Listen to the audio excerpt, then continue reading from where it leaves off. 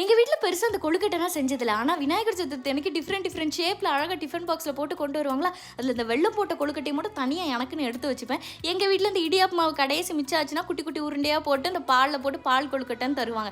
Last time இந்த இலையை வச்சு மூடினேன்னா அது அழகாக மூடிச்சு. இந்த வாட்டி இலையும் இல்லை ஒன்றும் இல்லை, கையை வச்சு மூடிக்கலான்னா எப்பா இங்கே அமுக்குனா அங்கே பிதுங்குது, அங்கே அமுக்குனா இங்கே பிதுங்குதுன்னு எனக்கு மூடுறதுக்குள்ளே ஏதோ இந்த சிமெண்ட்டுக்கு சாந்து தட்டும்ல அது மாதிரி தட்டிக்கிட்டு இருந்தேன்.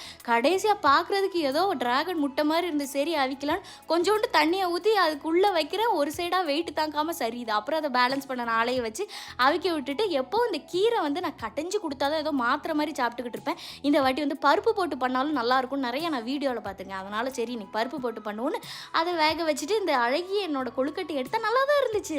உள்ள ஸ்டஃபிங் ரொம்ப சூப்பராக இருந்துச்சு. கொஞ்சம் பெருசாகிட்டு கொஞ்சம் இல்லை நல்லாவே பெருசாகிட்டு. அப்புறம் இந்த கீரை என்னமோ எனக்கு அதிசயமாக சூப்பராக இருந்துச்சு. சரி சோறு மட்டும் ஆஃபீஸில் வாங்கிட்டு இந்த பருப்பு வச்சு சாப்பிட்டுக்கலாம். நான் எல்லாத்தையும் பேக் பண்ணிட்டு ஆஃபீஸ் சீக்கிரம் போயிட்டேன்.